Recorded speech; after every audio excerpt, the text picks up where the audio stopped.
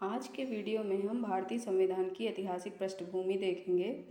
देखिए, भारतीय संविधान का जो स्थापना हुई वो संविधान सभा के तहत हुई। संविधान सभा का गठन हुआ था 1946 में।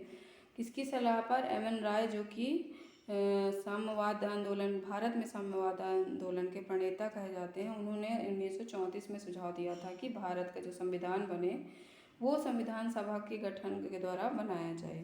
इसके पूर्व भी कई रेगुलेटिंग एक्ट, चार्टर एक्ट और भारत शासन अधिनियम आए हैं जो जहाँ पे संवैधानिक विकास हुए हैं, जो कि हम आज के इस वीडियो में देखेंगे। और यह एम लक्ष्मीकांत बुक का एक सार है ऐतिहासिक पृष्ठभूमि का, जो कि आप रिवीजन के लिए उपयोग कर सकते हैं। चलिए देखते हैं इसको। 1773 का रेगुलेटिंग एक्ट जो था वो कंपनी के इस एक्ट के तहत जो ब्रिटिश सरकार थी वह कंपनी के कार्यों को नियमित और नियंत्रित की। पहला कदम था ब्रिटिश सरकार का। कंपनी को प्रशासनिक और राजनीतिक कंपनी के जो प्रशासनिक कार्य और राजनीतिक कार्य थे उनको मान्यता मिली ब्रिटिश सरकार की ओर से। भारत में केंद्रीय प्रशासन की नींव पड़ी। अब इसकी प्रमुख विशेषताएं क्या थी, इसके प्रावधान। तो बंगाल में गवर्नर जनरल का पद सृजित किया गया और उसकी सहायता के लिए 4 सदस्यीय कार्यकारी परिषद या जिसे बोर्ड ऑफ डायरेक्टर कहा गया। और वारेन हेस्टिंग बंगाल के पहले गवर्नर जनरल बने। और जो बंगाल का गवर्नर जनरल था उसके अधीन मद्रास और बम्बई का गवर्नर जनरल को कर दिया गया। कलकत्ता में एक उच्चतम न्यायालय की स्थापना की गई। कंपनी के कर्मचारियों को निजी व्यापार, उपहार, रिश्वत की मनाही की गई।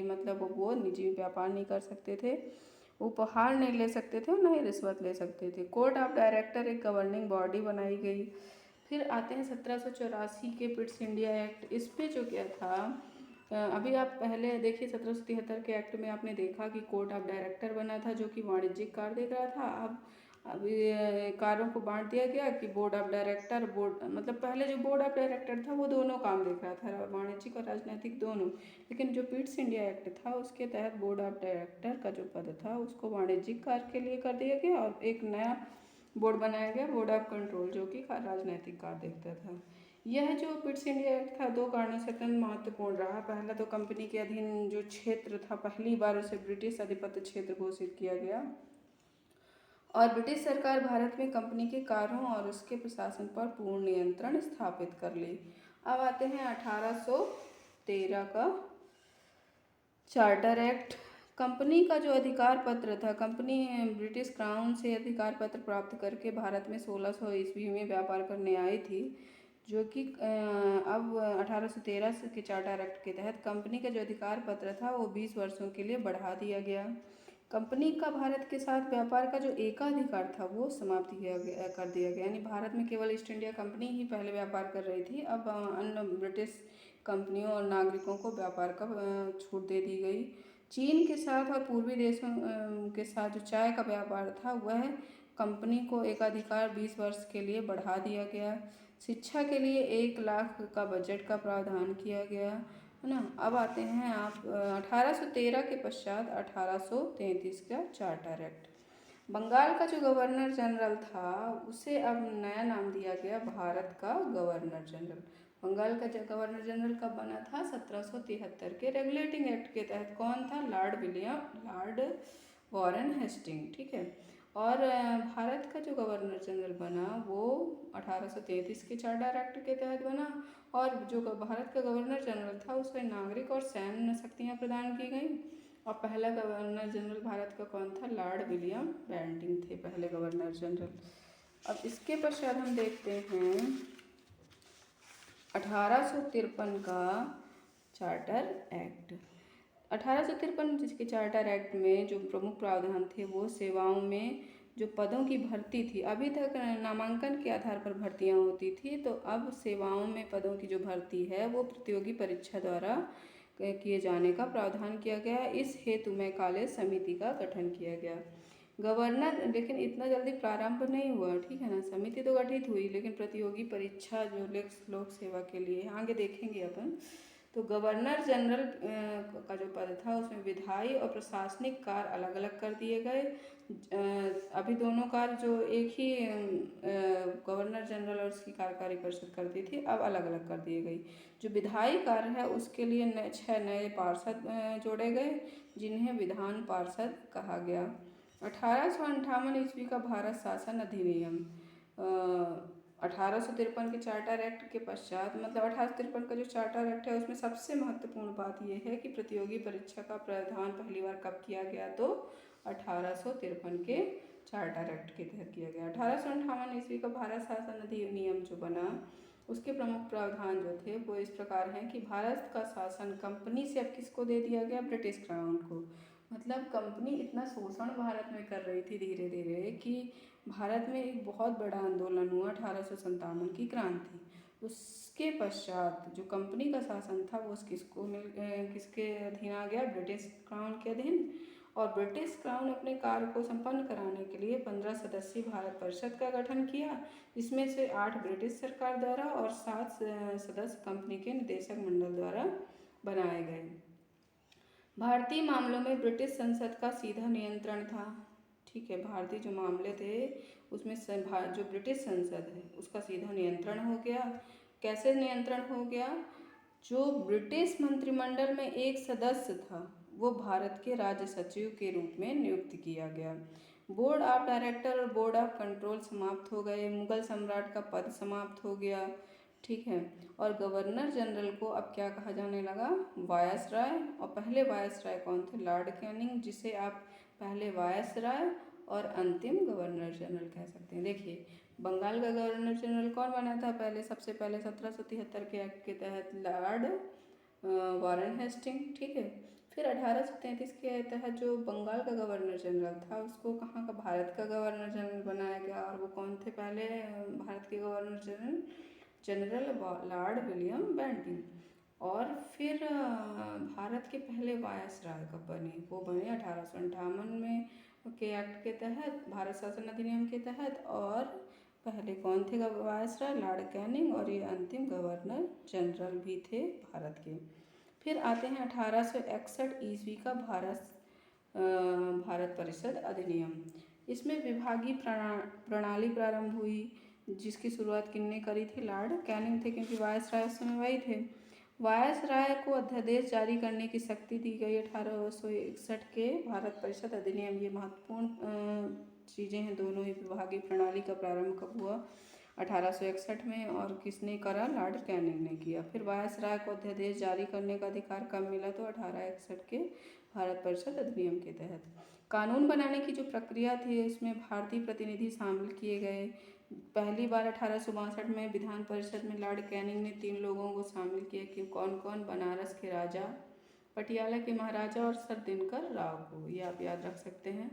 1873 ईस्वी के अधिनियम की महत्वपूर्ण बात क्या रही कि इसके तहत इसमें प्रावधान किया गया था कि ईस्ट इंडिया कंपनी को कभी भी भंग किया जा सकता है, जो कि 1 जनवरी 1884 में ईस्ट इंडिया कंपनी को भंग कर दिया गया। शाही उपाधि अधिनियम तो जो कि 1876 ईस्वी में आया, तो इसमें महारानी जो विक्टोरिया थी वो भारत की साम्राज्ञी घोषित कर दी गई। अब आते हैं 1892 ईस्वी का भारत परिषद अधिनियम।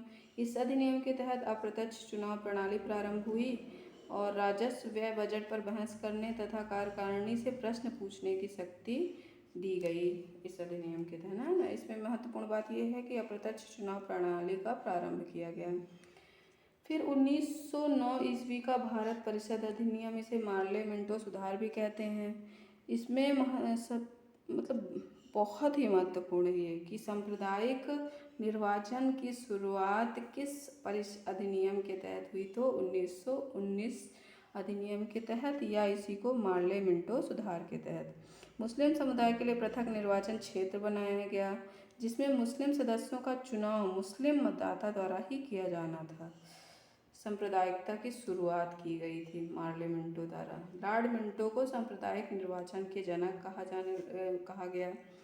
केंद्रीय एवं प्रांतीय विधान परिषदों को पहली बार बजट में वाद विवाद करने, सार्वजनिक हित के विषयों पर प्रस्ताव पेश करने और पूरक प्रश्न पूछने और मत देने का अधिकार मिला। और सत्येंद्र प्रसाद सिन्हा वायसराय की कार्यपालिका परिषद के पहले भारतीय सदस्य, जिन्हें विधि सदस्य कहा गया, नियुक्त किए गए। इसके बाद आता है 1909 के भारत परिषद अधिनियम के पश्चात आपका 1909 ईस्वी का भारत शासन अधिनियम। तो इसे मॉन्टेग्यू चेम्सफोर्ड सुधार भी कहते हैं, और चेम्सफोर्ड वायसराय रहे और मॉन्टेग्यू भारत सचिव रहे। इसमें प्रमुख प्रावधान इस प्रकार हैं कि केंद्र में द्विसदनात्मक विधायिका की स्थापना की गई, मतलब केंद्र में 2 सदन बनाए गए, राज्य परिषद और केंद्रीय विधान परिषद। आप इसको इस तरह ले सकते हो कि राज्यसभा और वर्तमान का लोकसभा। समझने के लिए ऐसे कर सकते हैं। प्रांतों में द्वैध शासन प्रणाली प्रारंभ की गई, जिसमें से द्वैध शासन प्रणाली में 2 प्रकार के विषय रखे गए। आरक्षित विषय में गवर्नर जनरल और उसकी कार्यकारी परिषद विधान बनाती थी, और हस्तांतरित विषय में गवर्नर जनरल और विधान परिषद। द्वैध शासन के जनक किसको कहते हैं? तो द्वैध शासन के जनक लियोनस कार्टियस को कहा जाता है। भारत सचिव द्वारा जो है महालेखा परीक्षक की नियुक्ति का अधिकार दिया गया इसे 1919, यानी महालेखा परीक्षक की नियुक्ति का प्रावधान कब से प्रारंभ हुआ? तो 1919 के अधिनियम के तहत। लोक सेवा आयोग के गठन का प्रावधान किया गया। इसी के तहत 1922-23 में ली आयोग का गठन किया गया। तो ली आयोग की सिफारिश पर 1926 में सिविल सेवकों की भर्ती हुए तो केंद्रीय लोक सेवा आयोग का गठन किया गया। यानी केंद्रीय लोक सेवा आयोग का गठन कब हुआ? 1926 में। किस अधिनियम के तहत हुआ? तो 1919 के भारत शासन अधिनियम के तहत। किस आयोग की सिफारिश पर? ली आयोग की सिफारिश पर। वायसराय की कार्यकारी परिषद में 6 सदस्यों में से 3 का भारतीय होना अनिवार्य कर दिया गया। सांप्रदायिक आधार पर सिखों, भारतीय ईसाइयों, आंग्ल भारतीय और यूरोपियों के लिए पृथक निर्वाचन का सिद्धांत का विस्तार किया गया। केंद्रीय बजट राज्य बजट से पृथक किया गया। महिलाओं को वोट देने का अधिकार पहली बार प्रदान किया गया। उसके पश्चात आता है 1935 ईस्वी का भारत शासन अधिनियम। इस अधिनियम के तहत अखिल भारतीय संघ का गठन किया गया, जिसमें 11 ब्रिटिश प्रांत, 6 चीफ कमिश्नरी क्षेत्र और प्लस जो देसी रियासतें थीं जो संघ में शामिल होना चाहती थी वो भी हो सकती थी। प्रांतों में द्वैध शासन समाप्त कर दिया गया और प्रांतों को स्वतंत्रता प्रदान की गई। केंद्र में द्वैध शासन की स्थापना की गई, और जिसमें 3 प्रकार की सूचियां बनाई गई: संघ सूची, प्रांतीय सूची और समवर्ती सूची। संघ सूची में विधान बनाने की शक्ति संघीय विधान परिषद को, प्रांत में प्रांतीय विधानमंडल और समवर्ती में दोनों बना सकती थी। अवशिष्ट शक्तियां जो है वो वायसराय को दी गई। संघीय न्यायालय की स्थापना की गई, जिसमें उस समय पे एक मुख्य न्यायाधीश प्लस 2 अन्य न्यायाधीश होते थे। अंतिम शक्ति जो थी वो प्रिवी काउंसिल जो है वो लंदन कर सकती थी। आज के जैसे हम सोचे हैं कि सर्वोच्च न्यायालय जैसे आज संघीय न्यायालय कौन सा है? सर्वोच्च न्यायालय है। वैसी प्रावधान पहले नहीं थे। पहले अंतिम निर्णय सर्वोच्च न्यायालय का नहीं होता था, बल्कि जो प्रिवी काउंसिल लंदन में स्थित थी उसका होता था। भारत परिषद का अंत कर दिया गया। सांप्रदायिक निर्वाचन पद्धति का विस्तार कर दिया गया। मतलब जो सांप्रदायिक निर्वाचन पद्धति, इसमें दलित जातियों, महिलाओं, मजदूरों के लिए अलग निर्वाचन क्षेत्र किया गया था। जो कि देखिए जो 1919 का था वो अधिनियम, उसमें सांप्रदायिक आधार पर सिखों, भारतीय ईसाइयों, आंग्ल भारतीय और यूरोपियों के लिए पृथक निर्वाचन का सिद्धांत का विस्तार वहाँ किया गया था। उसके पहले 1909 में मुस्लिमों के लिए किया गया था। और जो 1935 का अधिनियम है उसमें तो और ज़्यादा कर दिया गया। दलित जातियों के लिए अलग, महिलाओं के लिए अलग, मजदूरों के लिए अलग। और 1935 का जो अधिनियम था वहाँ वर्मा जो है उसको भारत से अलग कर दिया गया। 1947 फिर उसके पश्चात आता है 1947 का भारत शासन अधिनियम। तो 1947 के भारत शासन अधिनियम के तहत प्रावधान किया गया था कि 2 अधिराज्य बनेंगे, भारत और पाकिस्तान, जो मतलब भारत का विभाजन करके भारत और पाकिस्तान। इस प्रकार से भारतीय संविधान के ऐतिहासिक पृष्ठभूमि का विषय समाप्त हो गई। आप इस वीडियो को 1 से 2 बार सुन सकते हैं और पहले बुक से पढ़ें, फिर इसे रिवाइज कर लें।